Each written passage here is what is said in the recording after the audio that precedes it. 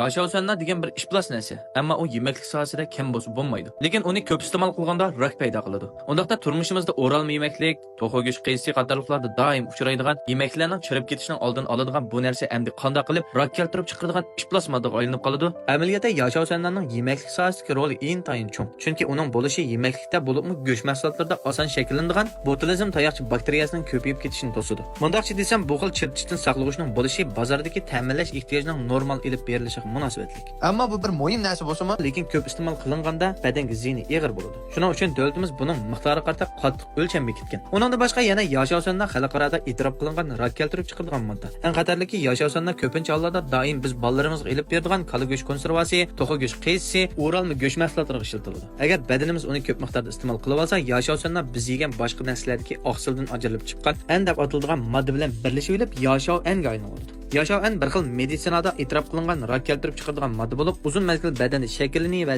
oshqozon raki, qizil o'ngach raki, do'saq raki qatorli kasalliklarni keltirib chiqarishi mumkin. Shunga amalda chirtishdan saqlag'ich qaytilmagan narsalarni tanlashni bilish kerak. Uningdan boshqa yashayotganlarning alohida kishilar to'piq bo'lgan, masalan, ko'pincha hollarda bolalarga bo'lgan ta'siri intayin cho'ng bo'ladi. Chunki bolalarning yashayotganlarga bardoshlik berish miqdori intayin to'van. Uning ustiga xo'tuychan, kavchan degandek o'ralma yemeklarni bolalar intayin yoqtirib yeydi hamda ko'p yeb oladi. Agar mushkil usulda yashayotganlar ba yemeklarni ko'p iste'mol qilinmaganda qandagi oksigenni ilib yuradigan gemoglobinning xizmat iqtidori yo'q bo'ladi. Butun badandagi to'qilma va a'zolarga oksigen yetishmaslikdan iborat bunda oqibat kelib chiqadi. Ammo bolalar buni tushunmaydi. Ular qo'rsiq ochganda o'xshash yashayotganlar qitilgan qiziq qatorliq yemeklarni ko'p yeb olishi mumkin. Hatto kaynlab iste'mol qiladi. Shunga ota-ona bo'lg'uchi biz bolalarni yema deb to'sqanning o'rniga o'zimiz tabiiy sifatli mahsulotlarni ilib bersak bo'ladi ekan. Yaqinda o'zim tabiiy markasidagi to'g'rining mayda go'shtini yegan, shuning bilan mahsulot to'g'risida tushunib boqay deb izlansam, bu mahsulot hech qanday chirishdan saqlovchi selinma ishlangan tabiiy mahsulot ekan. Bu shirkatning yana yurishli qiyizlarim bor ekan. Bu mahsulotlarni ishlab chiqarish jarayoni qattiq kontrol qilingan, eng sifatli to'g'ri go'shtni tanlab ishlatgan pokiz davlat o'lchamiga yetkazilibdi. Shuning uchun sizlarga tavsiya qilib keldik. Mushundaq yaxshi mahsulot ishlab chiqarganligi va kishilarning sog'lomligini oldin qo'rin qo'yganligi uchun mush shirkatni qo'llag'im keldi. Undaqda siz bir iste'molchi bo'lgan ekansiz, bundaq shirkatlarni qo'llamsiz yoki qo'llamamsiz?